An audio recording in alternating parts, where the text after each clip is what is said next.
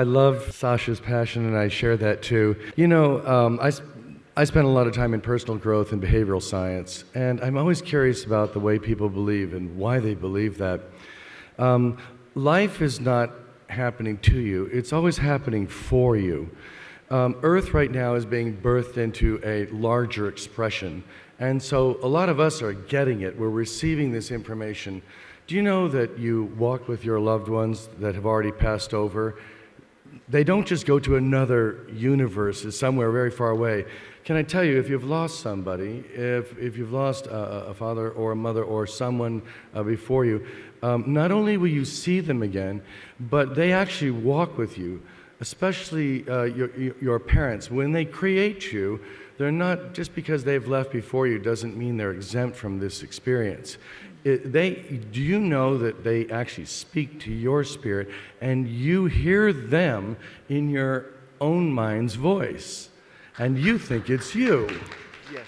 And this is why this is a shared experience. Well, you know, Whitley's just written a book about the passing of Anne, and that's very much about that. Well, I'm going to get that book, Whitley. It's called The Afterlife Revolution, and I have some copies here, so you could get one if you would like, and I would like it if you would like. Well, I'm just saying what Robert is saying is true. So go ahead. Did you more, Robert? Oh, yeah. You know, I've always trying to understand how the material plane here coalesces with the non-material plane, and how we are connected to all these various entities. Now, each day the Earth is visited by a large faction of extraterrestrial factions. As we grow, actually they grow. Just because they can transcend the incredible distance it takes to get here doesn't mean they understand necessarily human properties of love. They're just living in a different aspiration. I've seen Janet and Sasha talk about this. And also recently I saw James Van Praagh, only about 4 weeks ago. A very unusual experience happened to me. A woman appeared out of nowhere. And you know, as speakers, you know, we like to sneak in to see the other speakers for a half an hour and see what they're doing, you know. I was standing outside and a lady came up to me and she gave me a ticket. It was a 4-hour presentation. She said, "Oh, you're Robert Perella." And I said, "Yes." She says, "Well, here's your ticket for James Van Praagh. You're supposed to see James Van Praagh today." And I said, "Excuse me?"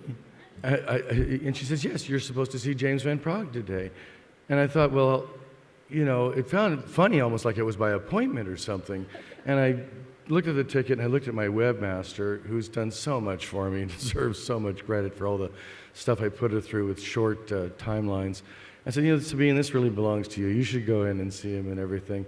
And I turned around and she said, "Thank you." And I turned around to thank the lady, and there was nobody standing there. And I thought, you know, this is another testimony that there are people that are sort of dropping into the reality and moving out of the reality, and that the Earth is massaged, you're massaged into being sort of in position. And finally, I just want to say that when I went and I actually saw James, and the first half hour of his presentation was just on what love is, what it means to us, how we interpret it, what we think it is, and no matter what kind of trauma or abuse or incredible things are happening to you, we're all moving into the aspect of love, into that frequency of love. And I think it's a wonderful thing. Thanks for coming out, because I feel the love in this room. Wow. Thank you. Well, just before, I just want to say, I think we're here to teach the ETs about love, because that is what makes us human, and they're also here to teach us about aspects of our humanity. James, what do you... Yeah, I wanted to say something. You know, at our ranch we have these big conferences, and we try to bring a lot of women out, you know, and sponsor a lot of the young and upcoming people, like Jason and Jordan Sather and Teresa Yarnos and people like that. And you know, when I see them coming up, I just say, "Thank God." You know, this is going to continue. This, you know, sometimes you have this big weight on your back, and you're just going, "God, this is like too much." You know, this is too big of a burden. And then all of a sudden, you see these other people coming up, and I think it's so important right now to get behind the younger generation and the new upcoming people and support their work and get them out there, and especially support the women out there. I know in a lot of the major UFO, programs, the women have been kind of pushed out.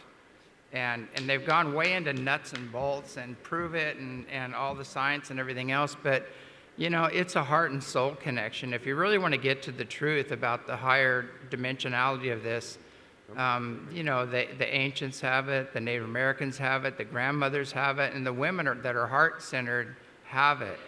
And we need to bring that back, and the younger generation also have it. And so we really need to kind of get that message out that, it's all about frequency. And, love and joy and bliss are the highest frequencies. It's really that simple. If you want to have a contact, raise your frequency. And I love hanging out with these guys. I learn from them as well. They pull rabbits out of their hats, too. And where did that come from, So, and it's important to just listen to everybody.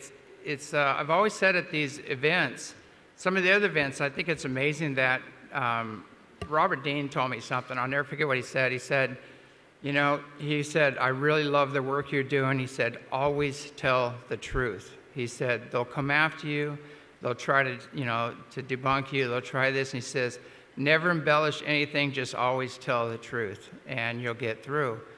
And, and I want to pass that on to, Jason and all the other ones, just stick to the truth. You don't have to the truth is more outrageous than fiction, so stick to the truth, and you'll get through all this. And whatever you do, don't quit. No, just a little. Right. I tried to quit several times and I never could. So, I'd rather be gardening, actually, to be honest with you. But whatever happens to be our truth, Yeah. Travis stuck by his truth. He wasn't going to let anyone tell him what happened to him wasn't true, and we're thankful for that. All of us. If you've had an experience, who's going to say your experience isn't true? Yeah, and share this. Get out and share it with people, and get out of any need for acceptance and approval outside of yourself. And have fun with it. Mess with people. Just drop a bomb on them and walk away laughing. It's fun. Have fun with this stuff. So. Thank you, James. Yeah, Janet. I've reached like samadhi, unconditional love, and it's really weird. It doesn't mean you are involved with everybody, but you can truly go into like this unconditional love, and I really encourage that. That's one of the things that I learned. When I was 4, I was taken up on. I was somehow there. I don't think I've never abducted. I just think somehow, that's part of what we agree to do, like a consensus. So I was on CHIP, and they showed me 24 potential future history realities, whatever you want to call them. And what they taught me, they were extremely negative. The planet blew up, to extremely positive. And what they taught me is that you are the chooser. Each and every one of you are the chooser of where you go, what timeline, what reality you experience. And this is very critical. People talk about the technology and this stuff. A lot of times when I am somewhere, like a ship or something, and James Casavillas and Tulloch, we've all talked about this, the ship or the place or the location manifests for our convenience in the way we need to experience it as a human avatar. And when we're done having our meeting, it goes away.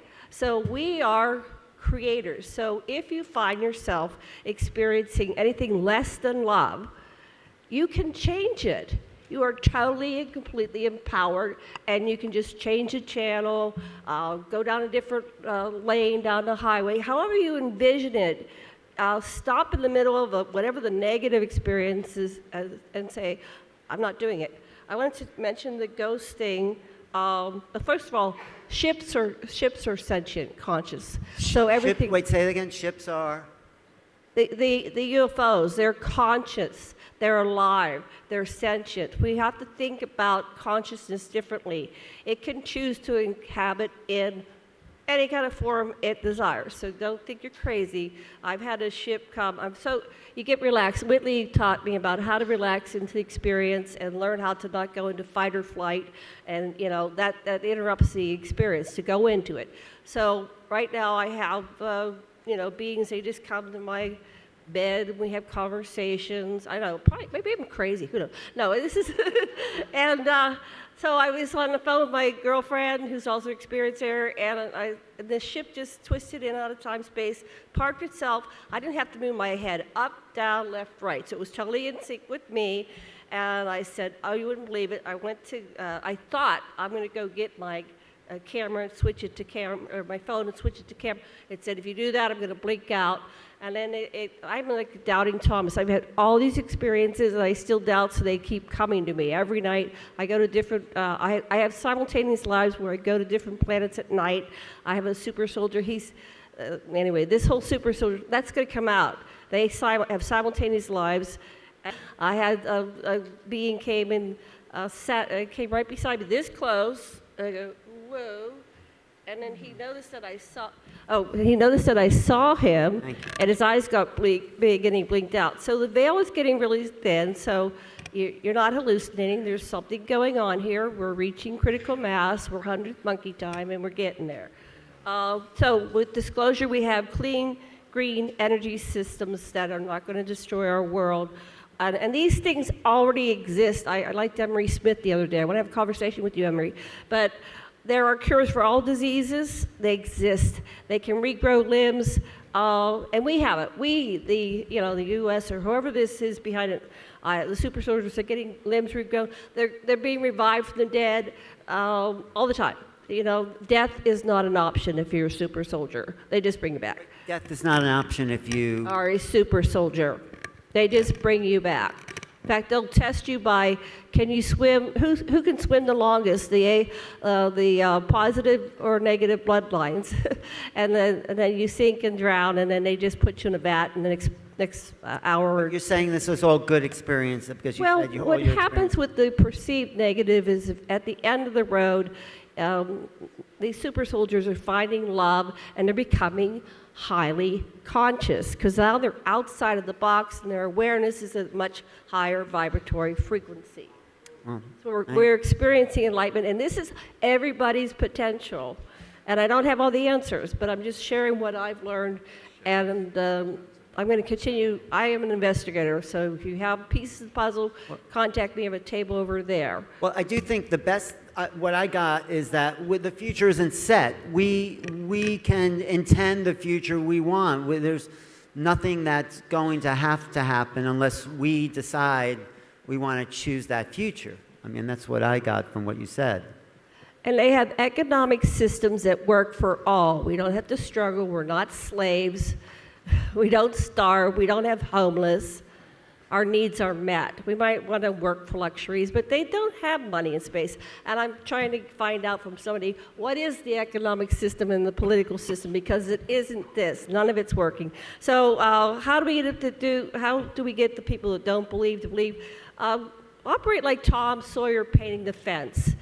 Up your light, become so attractive, so happy, so joyous, they'll go, like when Harry met Sally, I'll take what she has, and I think I'm done. Thank you. Okay. We'll do another comment by Sasha, and then if people want to ask a few questions for about maybe 15 minutes, they can line up at that microphone. Once we know about our genetic and tutorial sponsors who we've labeled as gods, we know that the basic flaw in their life is hierarchic dominator consciousness, that some people are better than others, that men are more empowered than women, that people of this race or that nation are better than this race or that nation. But every one of us has a light to shine. And like the blind people looking at the elephant, as we grasp it from different sides and we listen to everybody's story, we get a bigger picture. It's all of that. Nobody's way of expressing the metaphors they use is any more valid than anyone else's. We need the light of every one of us to shine and to honor them all. That's my opinion. Wow. Where's that stuff coming from? I'm an anthropologist. You're an anthropologist. All right, we'll take some questions, but I do want to end with this sort of meditation for the group. So we'll, end about 10:45. We'll do a 5-minute meditation. So question, yes, first question. Okay, hi, my name's Tamara, and I just want to mention this was in my purse, Sri Yukteswar, the Holy Science. So that's sort of the bedrock I'm starting from. My concern right now is as people are waking up and we're all having these experiences, that there's a potential to be dazzled by the experience. And how could this dazzling experience ever deceive, dissuade, undermine my true destiny? Because I'm concerned that, wow, this voice is talking to me, or she has this voice talking to her. It must be true. And so the discernment needs to stay as we go through these experiences. And I'm concerned that we could be led by our noses, by someone telling us nice things. And a little bit of what I'm getting out of this panel right now, I wrote down, don't believe what you see on the ground. Instead, believe what you're told. You got that from us? A little bit. I just want to explore. I could just encapsulate it in discernment. No, I think it's a terribly important issue. And if you look back across human history, what you see is a great deal of folklore and mythology and so forth that is all amounts to an attempt to put a face on this. This is not new. This has been with us for a long time.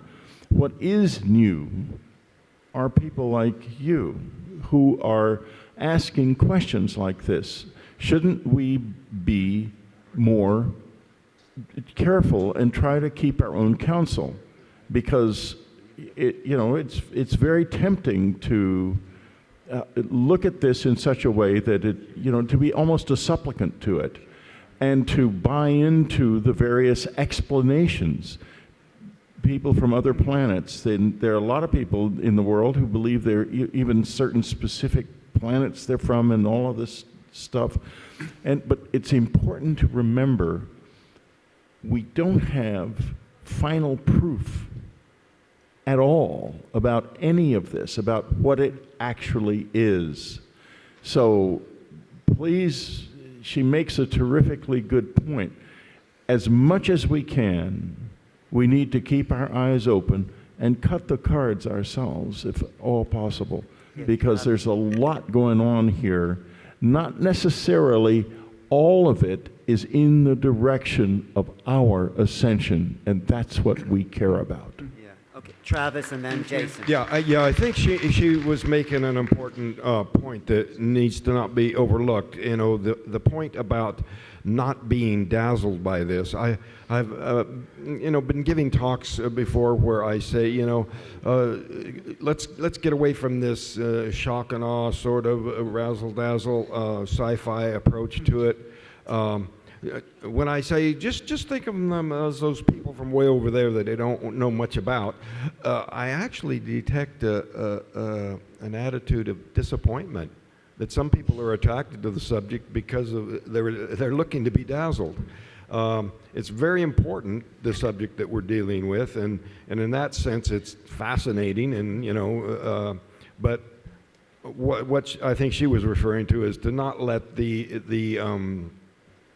intrinsic, dazzling aspect of this distort our perceptions and away from that this is real. And when, like Whitley was saying, that there's no such thing as supernatural. If it's there, if it exists, then it's all natural. This is just reality as it is. I think that's a really important point. We can't forget that. We have to keep our eye on this is happening, and we can't be dazzled because then we're swayed to think it's something else. Yeah. Jason, you had something? Yeah, well, both of those were actually incredibly perfect answers. But what I would like to say is, as an experiencer, when this started to happen to me, all I wanted to do was it to stop. It was horrifying and terrifying to me. And I also found out that in this process, it's not being dazzled. It's about trying to find out who you are and hold your own strength in those states and in those situations so that you're guiding where it's going. You're not being taken and then, because, I could receive messages from different beings. it doesn't mean I need to take that information and believe it. I can sit with it and try to figure it out, but I'm not being pulled or swayed. And I think we really need to be grounded and have kind of like a spiritual common sense, and just take it like you're receiving something, and then we're going to sit with it and try to understand it and deal with it. But most experiencers, they actually don't want this happening to them, and they want it to stop. So it's actually the opposite. Thank you. Okay, quick comment, and then we'll take. Or do you Yeah, I'd like to say the first question is really great. The answer is find your heart. I want to tell you quickly the story of Michael Lee Hill, who was one of the people who embodies Enki. He was at the Sundance, where people are skewering their flesh, and his best buddy, they did a simulation where the guy was dying of dehydration, and everybody was forbidden to give them water by the leader of the dance. And Michael said, F this person, I'm carrying him out of here and I'm getting him water. And the Sundance leader said, you're it. You're the first one that found their heart. You are the embodiment of what we've been waiting for, the peacemaker. And we all are. We all are. Find your heart. That's where to come from. Thank you. Okay, quick, and then we'll take another question. All right. I wanted to address that. First of all, I have a long history of Eastern thought, studying Eastern thought, and I did a lot of work with Yukteswar and Babaji and some of the other masters. They've even appeared at the ranch. We've taken photographs of them. So this all fits together. If you really get into the ancient Vedic scriptures and things, it ties into all of this stuff. But it is very important what you said. It's an internal process. Contact comes with enlightenment. Don't stop, at that. Go to your own personal connection with Source. That's the most important thing. Make that first and foremost priority. The other stuff is cool. It happens along the way. Don't get distracted by it. And it's very, very important to make your own personal connection with Source, whatever name you want to give it. But don't get trapped by the bearded gods, and the images and all the other stuff. I mean, the Source doesn't have a gender.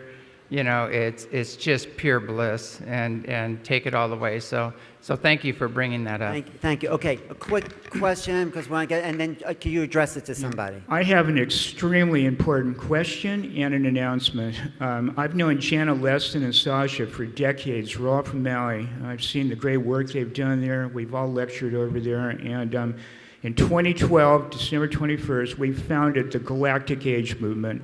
The New Age movement is 150 years old. It did a lot of good, but there was a lot of hoaxes, a lot of false prophecies, a lot of problems.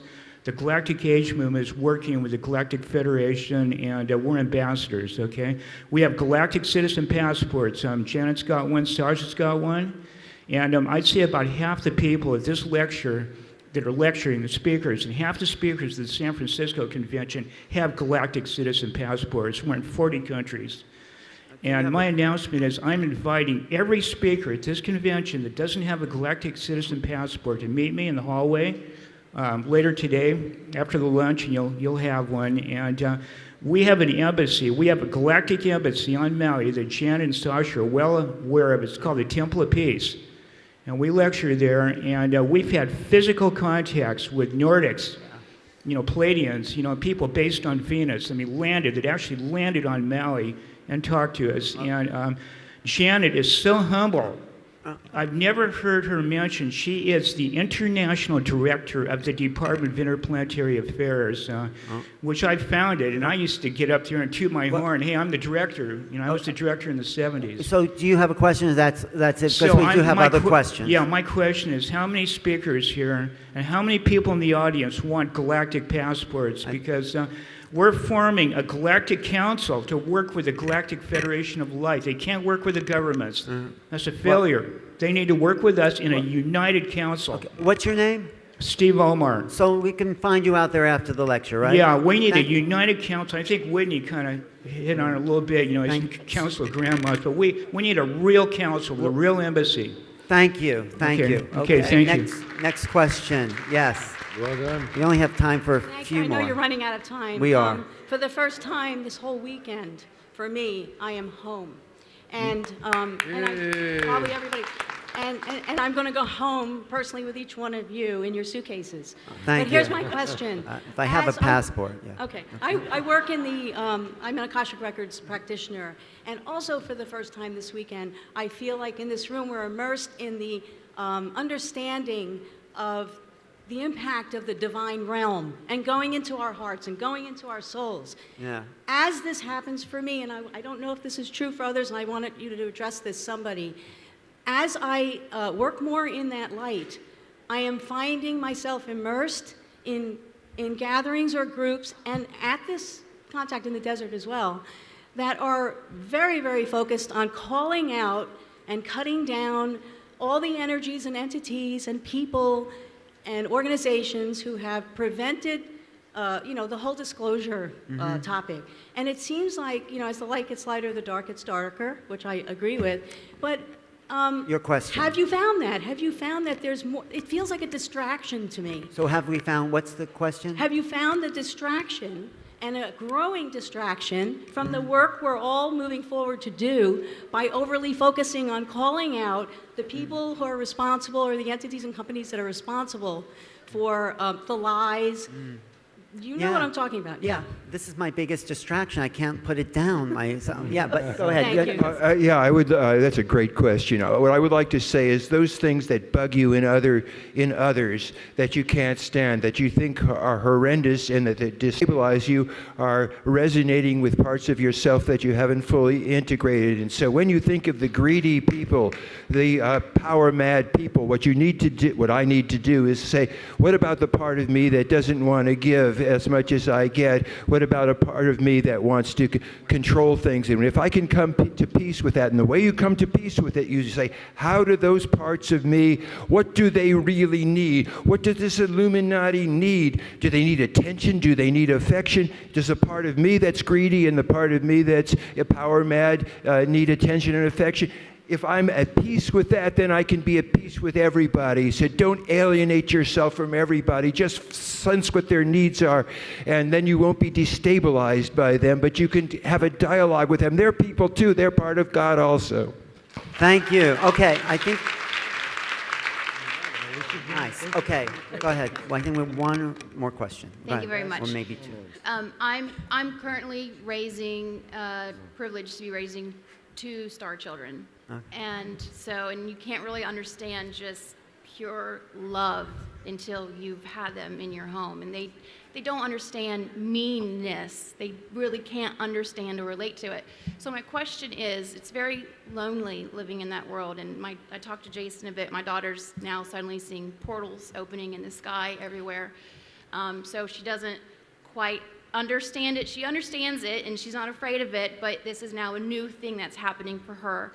Is there a place like Contact in the Desert for children? I know James mentioned there's at ESETI. My daughter wanted to come to this, but I said, let me come first, see how many kids are here, and there aren't kids here. Is there a place for children? Anybody who's open to this sort of... They just feel alone. We have At James's place, ESETI Ranch. You know, not specifically just for children, special children, star children, but for instance, in my support group, Zero, which has been around for 25 years. I mean, we meet once a month, so you're around like-minded people, and many of them have had similarities in their experiences. Their parents, many parents were in the military, had security clearances, and then involved with having experiences with hybrid children being shown to them, and then having special children. So if you have, if you're in the Southern California area, come and see me at my table, because you would certainly be welcome to one of our meetings. We have 2 locations, and you'd be very, very welcome with the Cyril members around you. Some of us don't bring the young children, only because they want to have the day to meet with our fellow members, but you're certainly welcome. And let me know if you'd like to join us in one of our meetings. Okay, one more quick question, and then we have to wrap up. Thank you. Go ahead. Thank you. Hello, my name is Jessica, and I'm from Spring, Texas. My question is, what is your take on lucid dreaming? Oh, Jason, you want to take that one? Yeah. Lucid dreaming is basically being aware or conscious in the dreaming state. And I think it is an inner dimension that we could jump off from. So most people, when they become aware in the dream, it's very short. So it's like you wake up, you know you're dreaming, then you could start doing other things in the dream and control it, but it usually is very, very short and you wake up. What I found very interesting in playing with lucid dreaming is, let's say this was a lucid dream and I just woke up. I could turn to Robert and I know he's part of my subconscious, and I could say, I'd like to speak to you as my guide. Can I ask you a specific question? And he will snap into that mode, and now I can get information from my subconscious. That I found out, and it's an amazing thing to do. Thank you. Okay, just to close up, why don't we just close our eyes for 1 second. Feel your feet on the ground here. Bring your energy up to the top of your head, and integrate everything that you've heard here today. Take out into the world, and let's expand out to the universe and welcome the positive, beautiful beings that are here to assist us on all levels of reality, and bring that into us as we bring this information out, as we integrate our realities.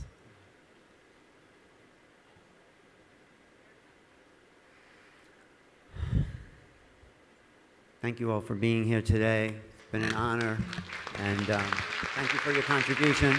I'm Alan Steinfeld. Thank you, panelists, for your contribution and everything.